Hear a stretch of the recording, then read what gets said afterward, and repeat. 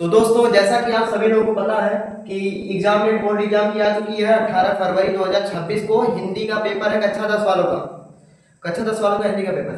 देखिए, हिंदी के पेपर में लिखित फॉर्मेट किस प्रकार से क्वेश्चन लिखित में बनाता है वो फॉर्मेट आप समझ लीजिए। देखिए, पहला पूछता है गद्य पर आधारित प्रश्न। ये 3 क्वेश्चन रहता है 2-2 नंबर का, यानी कि 3 गुना 6 नंबर। फिर उसके बाद पद्य पर आधारित प्रश्न पूछता है। ये भी 3 क्वेश्चन रहता है 2-2 नंबर का, यानी कि 6 नंबर। इसमें क्या होता है, पहला संदर्भ पूछेगा, फिर उसके बाद फिर एक रेखांकित अंश की व्याख्या पूछेगा और एक उसी में से क्वेश्चन दे देगा पद्यांश का।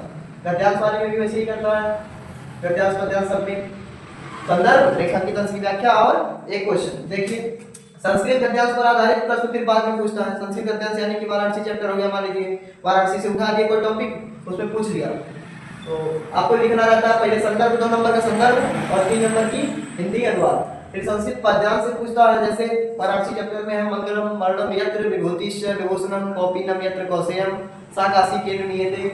मान लीजिए ये श्लोक दे दिया, इस श्लोक से आपसे पूछ लिया संदर्भ क्या है, तो आप लिखेंगे प्रस्तुत पद्यांश हमारी पाठ्यपुस्तक हिंदी के संस्कृत खंड के वाराणसी नामक चैप्टर से लिया गया, पाठ से लिया गया। बस ये 2 नंबर का ये पूछेगा, 3 नंबर का आपको हिंदी अनुवाद उसका करना रहेगा। फिर उसके बाद चरित्र चित्रण पूछता है। चरित्र चित्रण जानते हैं, चरित्र चित्रण यानी कि कैरेक्टर स्केच। ये जैसे अलग अलग जिले में अलग अलग होता है। इसमें अम्बेडकर नगर में जय सुभाष, जय सुभाष, जय सुभाष, जय सुभाष, सुभाष खंड काव्य का चरित्र चित्रण पूछेगा। तो आपको एकदम ये फिक्स है कि तैयार ही करना है। 3 नंबर यहाँ से मिल गया। लेखक का जीवन परिचय, लेखक का जीवन परिचय पूछता है 3, 2, 5 नंबर का। कै नंबर का, 5 नंबर का। 3 नंबर आपको उनका जीवन परिचय लिखना रहेगा, 2 नंबर आपको रचनाओं पे पूछना। कवि का जीवन परिचय कैसे पूछता है, कवि का जीवन परिचय 3 नंबर आपको पूरा जीवन परिचय अच्छे से संक्षिप्त परिचय जीवन परिचय लिखना रहेगा। उसके बाद 2 नंबर की साहित्यिक रचनाओं पे। अब देखिए, श्लोक एकदम इंपॉर्टेंट है, 2 नंबर तो एकदम फिक्स है कि 2 नंबर मिलेगा। आप 2 श्लोक याद करिए।